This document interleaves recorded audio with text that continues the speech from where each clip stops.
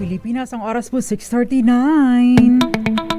May problema ka ba sa batas? Hihimayin yan ng Panyera ng Bayan, Attorney Rina Seco sa Usapang Legal.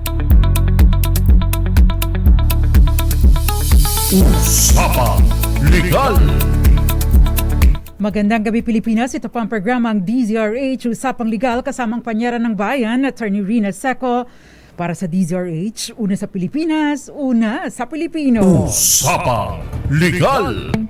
Kumusta po ngayong araw ng Martes, Feb 25? Nitong mga nagdaang panahon, ang Feb 25 ay holiday po. Pero ngayon, it is a special working holiday. So hindi talaga siya holiday. Wala lang, sa pangalan lang. Bilang paggunita sa EDSA People Power 1. Usapang Legal. Pero wala pong kinalaman sa halalan, wala rin pong kinalaman sa EDSA People Power ang ating talakayan. Dito po tayo sa malapit sa sikmura ng bawat Pilipino, lalong-lalo na ng mga may asawang Pinoy, kaya babae man yan o lalaki. Dahil ang tanong, ito po yung question patay na po ang asawa ko pero matagal na kaming hiwalay at may kinakasama na siya. Wala po kaming anak pero may dalawa siyang anak sa kanyang kinakasama. Namatay po ang magulang niya, bali father-in-law ko, at may mga naiwang lupang palayan sa Mindoro. May parte po ba ako sa lupa na ito? Usapang Legal. Aba. Actually, yung mga messages po na ito, mga kinukuha po natin sa mga padala ninyo. Kaya kung kayo po ay may mga questions, pwede po ninyong ipadala yan sa akin. At doon na po ako kumukuha ng topic para sa ating programa. Kaya wala pong lugi. Pwede po ninyong i-share ang ating talakayan tonight. At pwede din po kayong magpadala ng inyong mensahe sa DZRH TV 4K live stream sa YouTube bilang comment o kaya naman ay sa DZRH text line 0919282645 at saka sa DZRH News Television Facebook Live at DZRH News Facebook Live. Usapang Legal.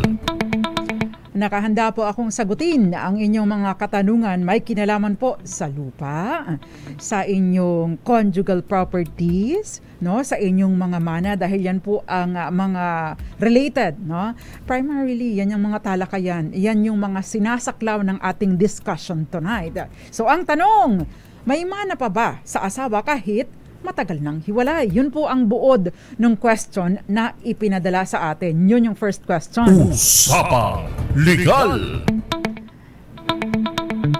Basically, habang kayo po ay mag-asawa pa, kahit pa kayo ay magkanya-kanya na, kahit pa kayo ay may kanya-kanya ng kinakasama sa ilalim po ng batas, kayong dalawa ay tagapagmana pa rin ng isa't isa basta't kayo ay nananatili pang kasal. Usapang Legal. So yun po ang basic principle dito. Pero meron pong mga dapat na tingnan, Kayo ba? Kung halimbawa kayo ay nasa ganitong sitwasyon, ipipresent ko po yung bawat scenario. Kung halimbawa kayo ay annulled o marriage ay yung inyong marriage or kasal ay declared void, ay no na. Hindi na po kayo magmamana sa isa't isa basta't kayo ay bago pa mamatay, annulled or declared void ang inyong marriage. Usapang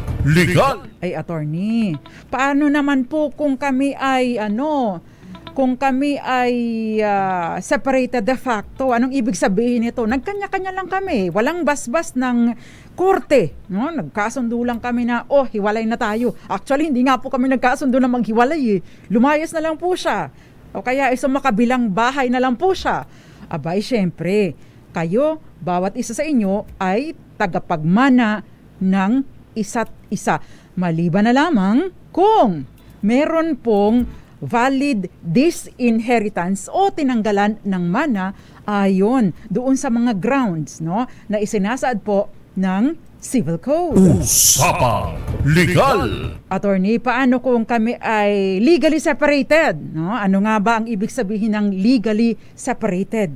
Ibig pong sabihin, separated from bed and board. Ibig sabihin, merong basbas ng korte ang paghihiwalay bagaman at hindi pa po napuputol ang kanilang kasal. Ibig sabihin, existing pa ang kasal ng mag-asawa pero pinapayagan na sila na maghiwalay ng bahay. Usapang Legal. Kapag ka po legally separated ay ang sinasabi po ng batas, nananatili pa rin po, no? Nananatili pa rin po na, no? Tagapagmana ng erring spouse. Yung nagkasala, nagmamana yung innocent spouse mula doon sa nagkasala or nagbigay ng dahilan para declare na legally separated na sila. Usapang Legal. So, yung mga nangaliwa, yung mga nangaliwa, pag kayo ay ang asawa ninyo ay nag-file ng legal separation, dahil take note, yun pong innocent spouse lamang ang maaaring magsampa ng petisyon for legal separation, no? Ibig pong sabihin, kasama doon sa hihilingin ng innocent spouse na judge, no? Sasabihin niya sa korte na yun pong share niya sa aming conjugal assets ay i-forfeit nyo na po pabor sa amin, sa aming anak o kaya sa akin doon sa innocent spouse. At no, matatanggalan din siya ng mana mula doon sa innocent spouse. Usapang Legal. Nakuha niyo po ba yon? Kapag ka, no, ang inosenteng spouse ang naunang mamatay, yung nagkasalang asawa, pagka may legal separation po, yung nagkamaling asawa hindi na magmamana sa innocent spouse. Pero kapag ka ang naunang namatay ay yung nagbigay ng dahilan para sa legal separation, hindi na po ibig po sabihin, ang naunang namatay ay yung nagbigay ng dahilan para sa legal separation, nananatili ang innocent spouse na tagapagmana niya nitong nagkasala. Ayun. Usapang Legal. Paano naman yung mga halimbawa, attorney, mahal na mahal ko yung asawa ko Nagpa-legal separation nga lang kami kasi niloko niya ako ng babae o kaya ng lalaki, no? Binigyan ko po siya ng ganitong regalo noong araw. Pwede ko po ba yon nabawiin dahil kinasusuklaman ko siya? Kapag ka po ganito, mula po sa decree of legal separation, meron pong 5 taon ang innocent spouse para i-revoke ang donation. Kaya ikaw, Mr. o Mrs., wag mong pinipendeho ang asawa mo, lalo na kung may regalo sa'yo. Bakit? Babawiin niya yan. Pwede niyang bawiin sa loob ng 5 taon mula sa finality ng desisyon. Usapang Legal. Ayan, sana po ay nasusundan ninyo ang ating talakayan tonight. So again, magandang gabi po sa inyong lahat. Virginia, Segovia, Benoja, and Elmer Colliantes Masayda, magandang gabi po sa inyo. Gayun din sa iyo, Ramel Maluto, dyan sa Guimaras, Maricor Angeles, Jerry Sumagaysay, Kenneth Arevalo. Gayun din sa iyo, Aldos Villamater, si Ronnie Luno, magandang gabi, more power daw and God bless. Thank you very much. God bless you too. Felix Falcotelo, magandang gabi. Steve Tanod, sabi niya salamat sa mga legal matters at legal advice. Thank you very much. Magandang gabi sa iyo, Christina Hara Camaliere, si Kenneth Arevalo, Josephine Garimbao sa Michigan, gayon din sa iyo, Roxanne Costo, Rodel Anasio, magandang. Ngayon na ulit kita nakita dito. Si Maximiano Abacahin Sr., Mami Belen Rivera, Valentino Milena Ponce, medyo matagal katang hindi na nakikita. Gayon din sa iyo, Peter Lynn Sanchez, Jeddah Kingdom of Saudi Arabia, si Odette Ogsales, Lourdes Paglinawan, si Amon Biton, Mami Belen Rivera, si Ma'am Violeta Montecalvo Zambrano, O Sir Marlon Baula, magandang gabi sa iyo. Virginia Quesada, ito yung mga kaibigan natin eh. Si Irene Almodovar, dyan sa Grand Valley, Angono Rizal.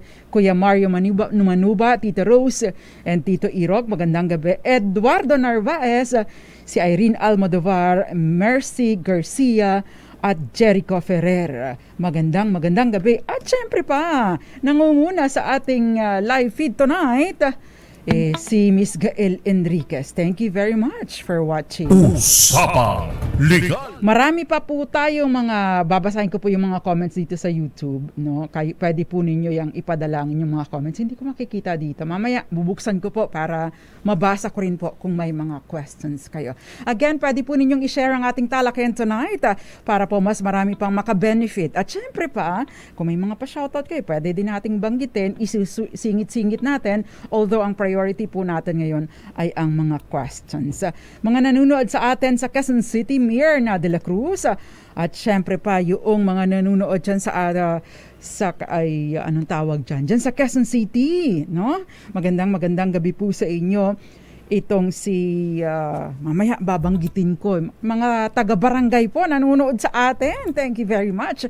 At syempre pa yung mga taga-barangay Calendola dyan sa San Pedro, Laguna. Magandang gabi po sa inyong lahat. Usapang Legal. At magbabalik pa po ang Usapang Legal. Ilan po muna ang mga paalala dyan lamang po kayo. Kayo'y nakikinig sa Usapang Legal kasama si Attorney Rina Seco.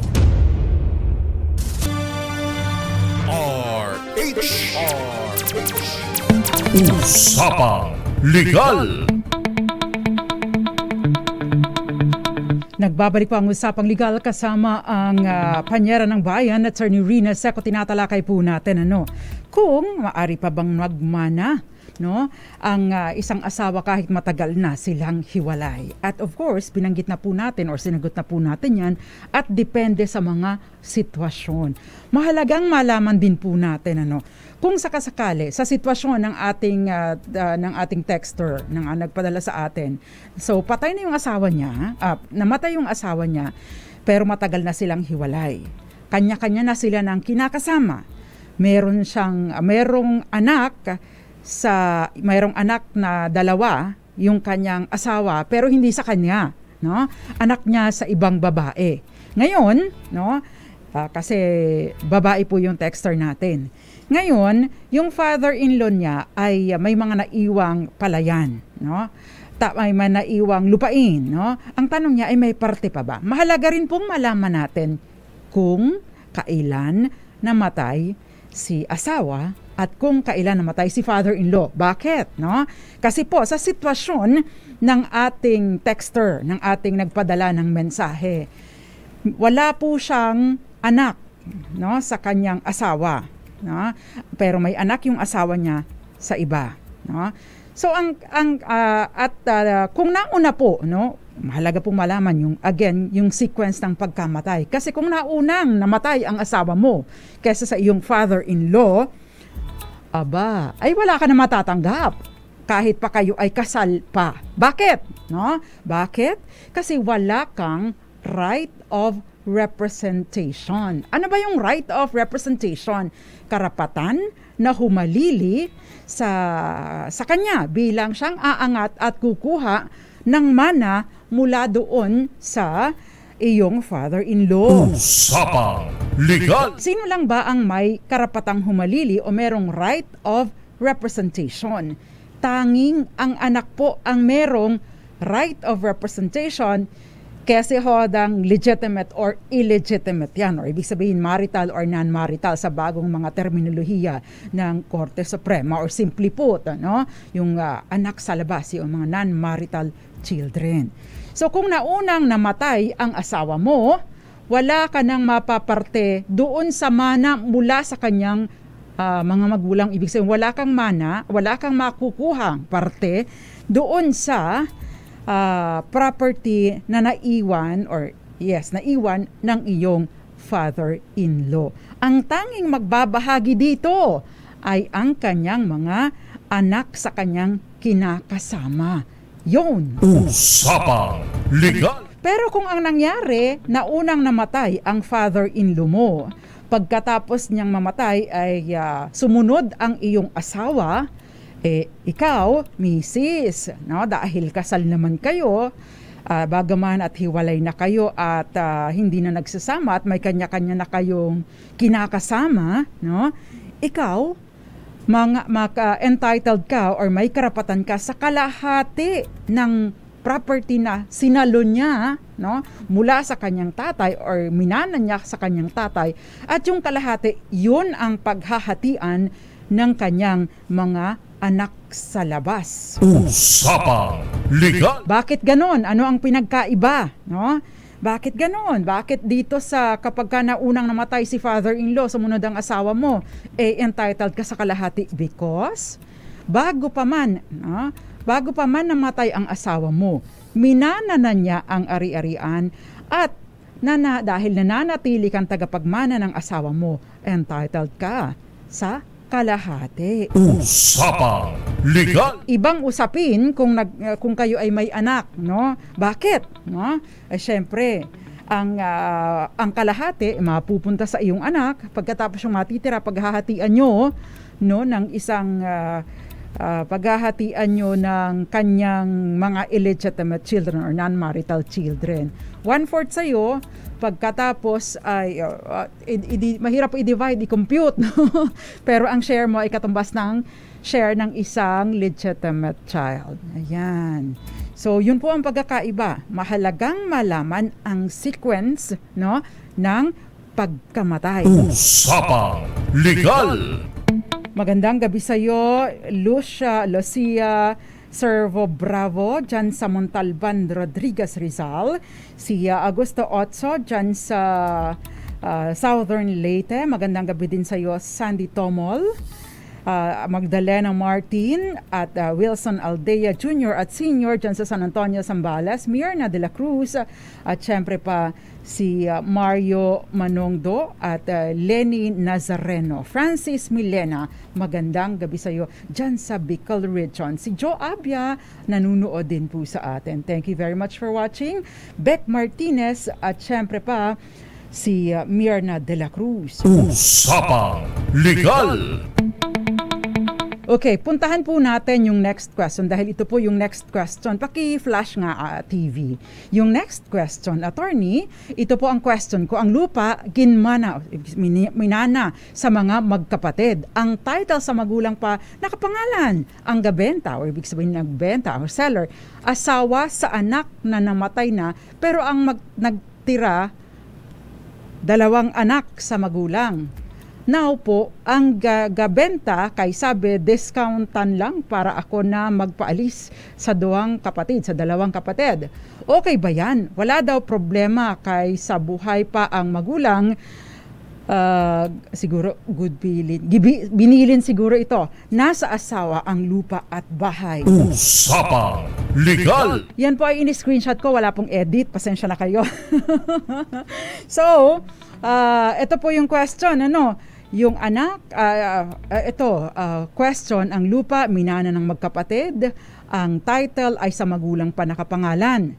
Ang nagbenta ay ang asawa sa anak na namatay. No? Pero ang nakatira doon ay 2 anak. No? Ibig sabihin kapatid ng asawa niya. Ngayon ay binibenta, bibigyan siya ng discount, basta siya na, itong buyer, ang magpapaalis dun sa 2 kapatid na nakatira. Okay lang ba yan? Wala daw problema kasi nung buhay pa ang magulang ay binili na. No? Ang tanong, yun po bang pagbilin na ito ay documented? Kasi kung sinasabi na, oy, sa'yo ko ipapamana ang lupa at bahay, pero sinabi lang, nakalista sa laway, di ba ang sabi po, itaga mo sa bato, no? Isulat mo sa papel sa pamamagitan ng either holographic will o kaya naman ay notarial will. Yun lang po ang maaaring maging valid, no, na paraan ng pag-iwan dito sa isang anak doon sa property na ito. Kung wala yun, ay wala pong silbi yung ibinilin. Usapang Legal. Pangalawa, again, puntahan din natin, yun bang asawa na nagbebenta sa iyo, no? Siya ba in the first place, meron ba siyang karapatan doon sa property pa na yun? Why? Kasi po, di ba, pag asawa, kung halimbawang naunang namatay yung mister niya o asawa niya, no? At tapos sumunod lang ang pinag-ugatan ng property. Walang right of representation. Again, no? So, ibig sabihin, wala siyang karapatan, no? Na makatanggap ng anumang parte doon sa mga naiwan ng kanyang father or ng parent-in-law, no? And therefore, walang property o wala alinman dito ang maibebenta niya because hindi siya tagapagmana. Usapang Legal. Ngayon, kung ang sinasabi mo ay, attorney, nauna po namang namatay yung in-laws ko kaysa sa asawa ko. Yan. Ang tanong ngayon, yun bang buo na yun ay kanya para maibenta mo or para mapunta sa iyo dahil tagapagmana ka, no? And take note also, kung wala kayong anak, ikaw, asawa, ay magmamana or tagapagmana pero hindi mo solo ang naiwan ng mister o misis mo. Bakit? Kung wala kayong anak, maghahati kayo, magpaparte kayo ng either ng kanyang magulang na naiwan, say for example, ang iyong mother-in-law ay buhay pa, or kung wala ka ng mother-in-law, kung yung mga kapatid niya, makikiparte doon sa naiwang property ng iyong asawa. So magkano ang hatian?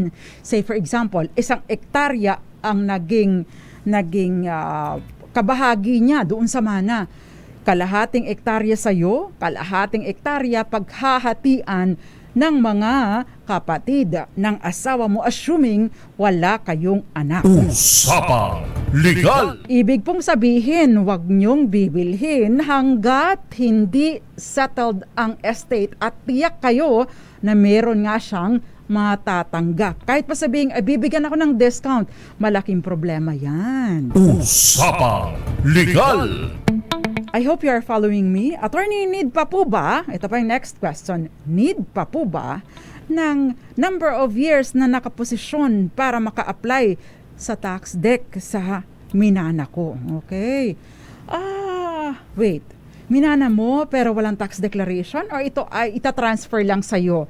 Kung minana mo at may tax declaration pabor doon sa nagpamana sa iyo, dapat magsettle ka ng estate, no? Kung ikaw ay solong tagapagmana, nag-iisang anak at wala ka na ring nanay or tatay, no? Wala na yung isa mong magulang din, no? Ibig pong sabihin mag-execute ka ng affidavit of self-adjudication bilang ikaw ay solong tagapagmana. Usapang Legal. Ngayon, kung ikaw naman po ay ikaw ay may kapatid, no? At o kaya may naiwan pang isa sa mga magulang mo, no? Nangangahulugan po ito na kayo ay mag-execute ng extrajudicial settlement of estate, assuming nagkakasundo kayo lahat. Kung hindi kayo nagkakasundo, you will have to go to court para isettle at ipartition ang lahat ng ari-arian na naiwan ng inyong magulang. Ayan. Ngayon, yung ma-apply, transfer ang tax declaration kapag ka po na-settle na ninyo ang estate. Kasi kailangan po ng, kumbaga, ay linking or connecting document para patunay kung ano ang pinag-uugatan, no, ng iyong karapatan para mailipat sa iyo ang tax declaration ng property. Usapang Legal. Ngayon, kung ito po ay first time na tax declaration, ibig sabihin, no tax deck ever. Walang ibang nagmamay-ari ng property, unregistered, there is no title issued in favor of anyone else, at wala ring taong merong tax declaration na hinahawakan dito sa property na ito. Meron po tayong previous episode on that. Pwede po ninyong balikan kung ano yung mga requirements. Usapang Legal. Rudy Valpama, magandang gabi sa iyo. Yes, live po tayo. No, live na live po tayo ngayon. Magandang gabi sa iyo, Nancy Hines. At syempre, Alan Evaristo. Leo Havares, sabi niya, good evening po, Atty. Rina, watching from Puerto Princesa City sa Palawan. Maraming salamat daw. Angelo Rehada, dyan sa Malolos, Bulacan. At syempre pa, Willie Relador ng Gapan City, Jerry Cornista at Marites Liedo ng Mabitac, Laguna. Si Lucia Bravo, magandang gabi po sa inyo. Good evening po, Atty. Seco. May tanong lang po ako kung tama ba na ma-process ng Register of Deeds ang pag-transfer ng bahay namin na ibinenta ng asawa ko kahit hindi ko pinirmahan ang dokumento sa pagbenta. Legal ba o illegal? At pwede ko ba maipasagot ang Register of Deeds sa pag-process nitong documents? Thank you. If you can give me a legal advice. Actually, hindi legal advice. Ito na lang po ang sinasabi ng batas. Kung base po doon sa binanggit ninyo, kung ito pong property na ito ay conjugal o kaya naman ay property ninyo, no? Exclusive property ninyo. Kung conjugal, kayong dalawa ng asawa mo nagmamay-ari. Kung conjugal po ang property, void po ang transaksyon, void po ang bentahan. So, ibig pong sabihin, no, wala pong bisa ang bentahan na ito. Pero you will have to go to court para sabihin, ipadeklara na walang bisa ang bentahan at, no, kung sakasakali po na nailipat na ang title doon sa buyer, no, pwede po ninyong ipa-cancel, no, yung title at i-revert doon sa original na title dahil wala pong karapatan ang asawa ninyo na magbenta ng property nang walang pahintulot mula sa inyo. Meron po kayong 5 taon mula sa pagbebenta na ito or from your knowledge, no, mula sa pagkakaalam ninyo na ibinenta ang property na wala kayong pahintulot. Usapang Legal. Romeo Herom, magandang gabi sa iyo, and Florence Regala Dios magandang gabi sa Davao City. Okay, so Durf Vinyas, thank you very much. I hope I was able to answer your question. At eto pa, naghahanap pa po ako ng mga questions ha. Padala lang po kayo. May I suggest, Atty. Seco, next pag-usapan naman ninyo ang kung hanggang saan ang power ng barangay pagdating sa land disputes. Okay, pag-uusapan po natin. Itatakal po natin sa Saturday, sa Thursday. Isasama po natin sa ating discussion. Usapang Legal. Okay, si Alan... Alan Dantes and Carmela Palungco, Rosel Aragon, thank you. Meron pong naiwan lupa ang mama ko, estate. Ilang percent ang makuha ng hiwalay na asawa niya? Okay, ito po ba ay unang-una, ito pa, kasal po? Kasal po ba sila? Well, malamang dahil asawa. Pero ito po ba ay kailan na-acquire? Nagmamatter po ito po ba ay, kasi sabi nyo, mama nyo, no? So kasal po ba siya sa tatay ninyo, tapos naghiwalay or may namatay, tapos nag-asawa ng iba? Maganda pong ilinaw ninyo, kasi kung ito po ay kasal, may unang asawa ang nanay ninyo, pagkatapos ay na-acquire ito, during doon sa time na nagsasama pa or kasal pa ang nanay at tatay ninyo, magkakaroon po ng total or complete separation ng property, and therefore, wala pong mapaparte bilang, hindi siya bahagi ng conjugal asset. Pero, dahil ito po yung nire-reserva para dun sa tagapagmana sa unang asawa. Pero kapag ka namatay ang nanay nyo, say for example, yun pong share niya doon at iba pang mga ari-arian ng nanay ninyo, makikiparte po yung pangalawang asawa kung sakasakali po na sila ay kasal. Usapang Legal. So, kulang po yung facts, but basically, yun po ang sinasabi ng batas. Nakadepende po, kung may unang asawa na ibig sabihin kasal at kung kasal din po sa pangalawa. Okay, merong question pa dito. Marami. Medyo mahaba lang, Ma'am or Leonor Valle, fake land titles, please po. My mother purchased a land before she passed away. The documents she currently have are notarized deed of sale, tax declaration, transfer certificate of title. The problem is the TCT is fake. The original owner from whom my mom bought the land said that he was scammed and didn't even know the title was fake. He inherited the land from his mother and assumed everything was valid. I'm at a loss here. How can I get a legal TCT for this land? What steps should I take to fix this situation? Ayan.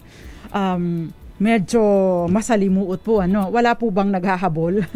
Kasi, no, meron po kasi tayong tinatawag, no. This is not victim blaming, ha. Pero ang sinasabi po kasi ng batas, kapag bibili ka ng title, ng lupa, i-examine mo ang title. Now the title is dalawa ang version, no. Dalawa ang kopya. Isa nasa may-ari at pangalawa nasa Register of Deeds. Ngayon, hindi ka magre-rely doon sa ipinapakita sa iyo ng nagbibenta. Bakit? Kasi hindi ito naglalarawan ng totoong estado, totoong sitwasyon, totoong kalalagayan ng lupa, ng property. Bakit kanyo? Meron po mga involuntary, mga annotations. May mga involuntary dealings. Nagkaroon pala ng kaso. Pero hindi isinurrender yung title, no? In the possession of the buyer, of the owner. So, ang pinaka-best na paraan to conduct due diligence ay when it comes to yung authenticity at cleanliness ng title, ay magpunta doon sa Register of Deeds dahil yung totoong kalalagayan, sitwasyon, status ng lupa ay nandoon po sa Register of Deeds. Kaya importante na kukuha ka ng certified true copy. Ngayon, yung certified true copy na yun po ang ikinukumpara ninyo doon sa title na in the possession of the owner, no, yung nagbebenta sa inyo. Kapag ka lahat ng detalye doon sa Register of Deeds at ang detalye doon sa titulo ng in the possession of the owner ay pareho, wala po kayong problema, no? Dahil syempre, you are bound, no? Kung sakasakali po kasi may mga annotations, bound po kayo, no? Kung ano ang mga naka-annotate doon sa likod na bahagi ng title in the possession of the Register of Deeds. Kaya meron po tayong tinatawag na buyer in bad faith. Nagkakaroon po, no, na madali pong patunayan na buyer in bad faith ka kung, no, hindi ka nag-conduct ng due diligence. Ang due diligence, ang sinasabi po kasi, buyers beware. Dapat alerto ka. Dapat attentive ka. Dapat nagkakanda ka ng due diligence. Dahil kapag ikaw ay naloko, kasi hindi ka nag-check doon sa Register of Deeds, pinapalagay na, ay may kasalanan ka din. Diba? Ayun. Usapang Legal! Ang peke pong titulo ay wala pong visa. Wala pong anything na ibibigay sa inyo.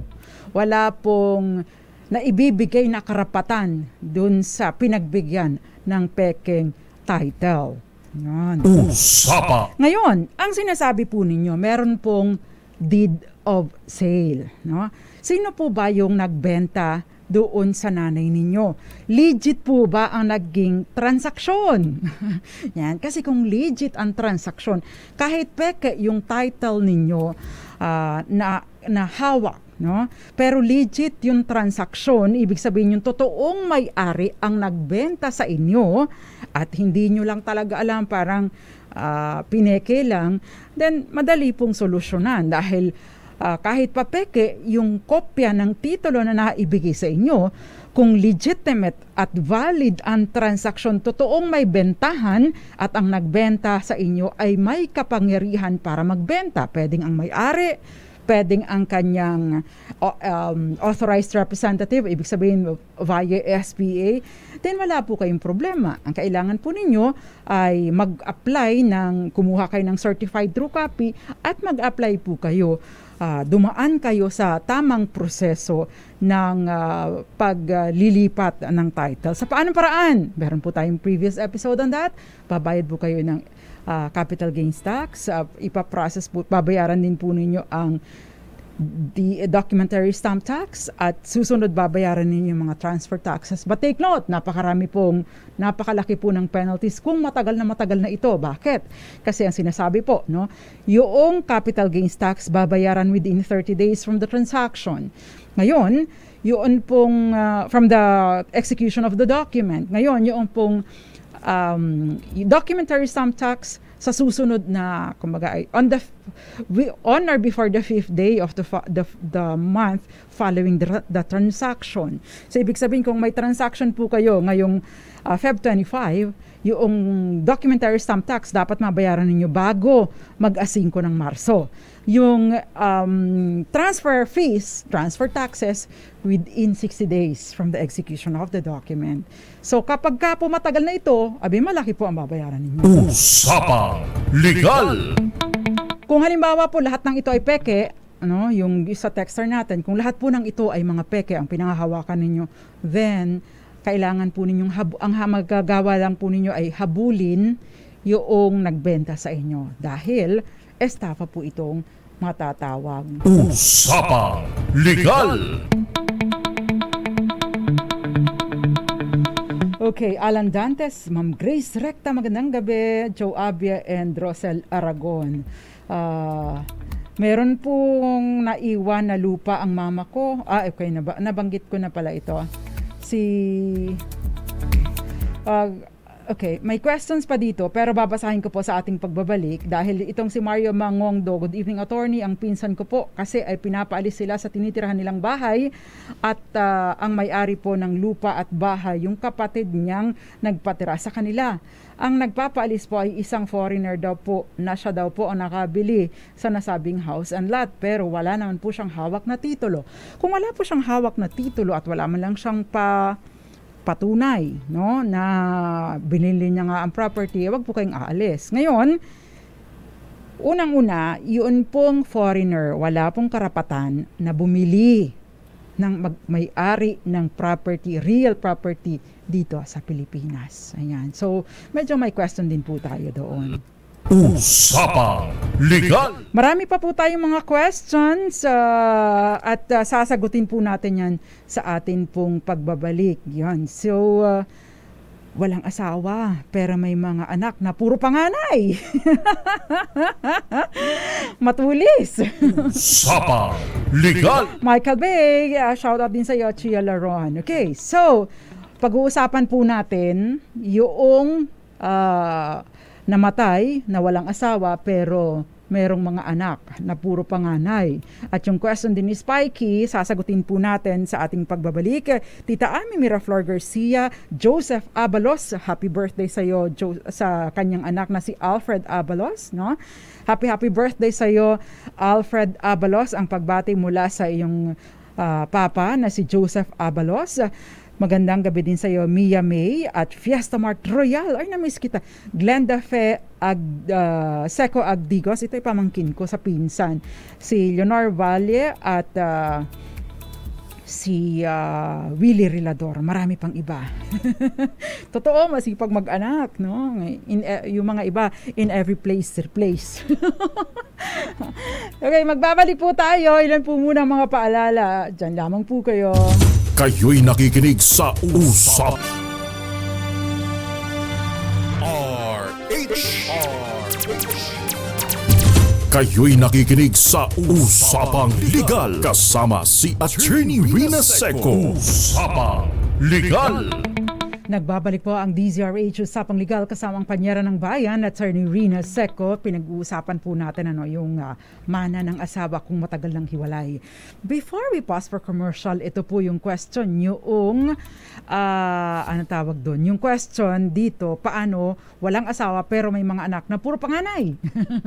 Okay, kung may mga anak na puro panganay, pagkatapos namatay, yung itong may anak na puro panganay, pero yung kanyang mga magulang ay buhay pa, yung kalahati po ng property ng kanyang mga ari-ariang naiwan ay pupunta sa kanyang magulang na buhay pa at mapupunta po yung kalahati doon sa mga anak na puro panganay. No? Paghahatian po nila ng patas. No? Kung ilan po yung panganay, ay ganun din po ang hati doon sa 50%, no? Noong titirang ng estate. Ngayon, kung puro mga anak na lang, mga non-marital children o mga hindi kasal sa mga nanay nila, yung tatay na namatay, no? Wala na ring magulang.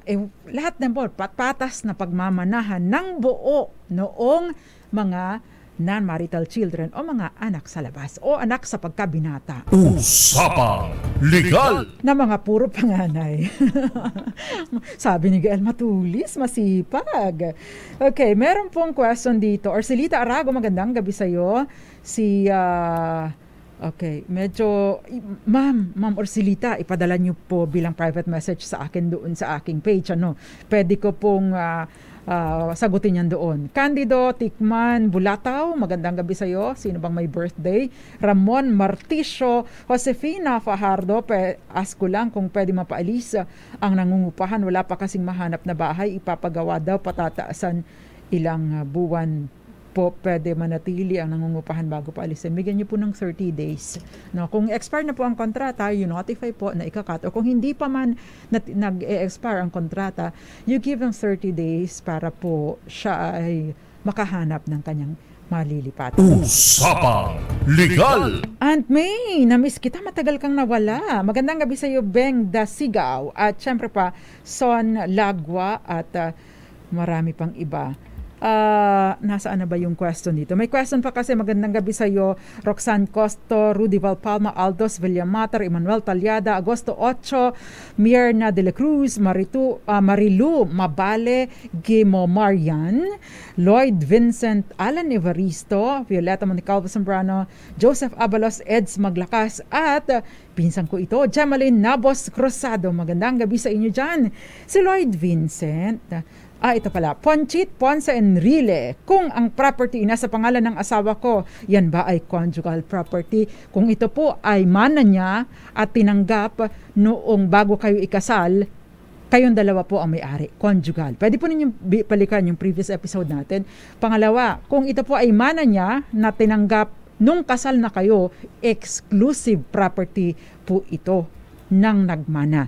Kung ito naman po ay binili niya bago kayo ikasal, conjugal property ito. Kung ito naman po ay binili ninyo, no, or binili ninyong mag-asawa, ay conjugal po ito. Ayan. The only instance na exclusive property ito, kung nakapangalan sa kanya, kahit pa nakapangalan lang sa kanya, nakapangalan lang sa kanya, ay kung minana po niya during the marriage. Pero kung ito ay bili ninyo or mana bago pa kayo ikasal at nakapangalan lang sa kanya, conjugal pa rin po ito. Eds Maglakas, magandang gabi sa iyo. Si Lloyd Vincent, meron pa tayong few minutes. Lloyd Vincent, paano yung 18 years na kami hiwalay?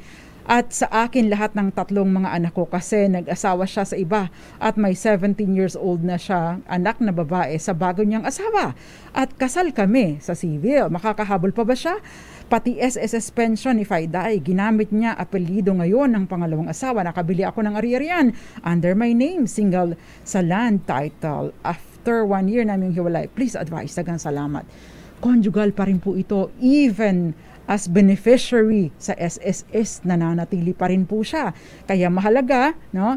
Mag-file kayo ng legal separation or kung may basehan, no? Approach a lawyer kung may basehan to declare the marriage void or to have it annulled. So, yun po. Or, no, pwede po ninyo siyang i-disinherit. But, kahit pa po i-disinherit ninyo, nananatili po siyang may share doon sa conjugal assets. Take note, yung mga binili ninyo na habang kayo ay kasal pa, kahit hiwalay na kayo, ay conjugal. Usapang Legal! Okay, last na lang po. No? Okay, ito yung Spikey, magandang gabi sa'yo. Maria Aguanta, magandang gabi din sa'yo. Nanonood daw siya sa atin ngayon. Thank you very much. Spikey, attorney, paano kung merong last will ang namayapang ama at di kasama ang illegitimate child niya sa nasabing will? May karapatan ba ang anak na maghabol? Kung siya po ay may illegitimate, kung recognize po ba ito no? At may patunay na siya nga ay anak ng kanyang ama, no? Bagaman at hindi kinilala ay meron siyang katibayan, no? Pwede pong maghabol, no? Yun pong preterisyon na tinatawag. Ano ba yung preterisyon? Yung hindi nasali, yung omitted na compulsory heir, ibig sabihin hindi na isali or hindi purposely hindi isinali na compulsory heir or legal na tagapagmana. Yun po ay tinatawag na preterisyon. Kapag ka may preterisyon or isang compulsory heir na hindi na isali sa will, void po or walang bisa yung will. So ibig pong sabihin, may habol at ang mag-govern, parang wala ring will na naiwan ang namatay. Usapang Legal. Oy, ang tatay ko dyan, magandang gabi sa iyo, Ed Montilla, Christian Castillo, magandang gabi, Marilu Mabale, thank you very much. At syempre pa, yung mga ibang mga nanunood sa atin, si Laling Fernandez at Beng Dasigaw, magandang gabi. At yung iba pa, hindi ko na po nabasa lahat ng mga messages ninyo, pero kapag ka nag-episode po ulit tayo ng lupa, ay sasagutin po natin ang lahat ng yan hanggang sa makakaya po natin. Christian Castillo, magandang gabi. At yung iba pa, pwede po ninyo pa rin balikan yung ating mga previous episodes. By the way, meron po tayo sa YouTube, meron pong section para sa ating mga legal discussion. Tinanggalan nyo na yung commercial.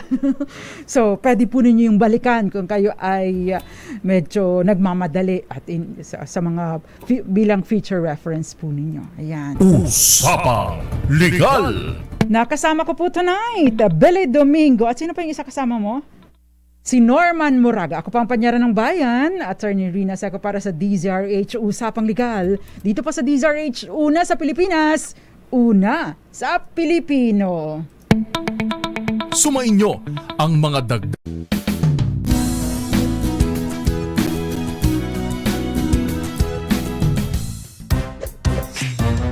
Galing-galing mo, Smart dishwashing paste ko, pritong ulam na masebo, plato o kaldero, tanggaling for everyday. Ganyan pag Smart ang dishwashing paste. May double tanggaling formula. Tanggal ang sebo, tanggal ang bakterya. Pahit para walang bahid, linis fantastic sa metal at plastic, number 1 ko to. Tanggaling-galing mo, Smart dishwashing paste. ACS.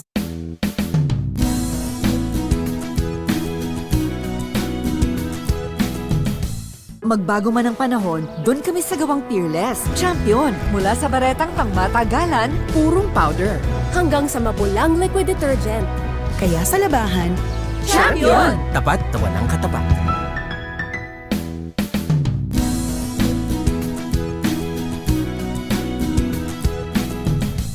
magbago man ang panahon, doon kami sa gawang Peerless. Champion! Mula sa baretang pangmatagalan, purong powder. Hanggang sa mapulang liquid detergent. Kaya sa labahan, Champion! Tapat na walang katapat.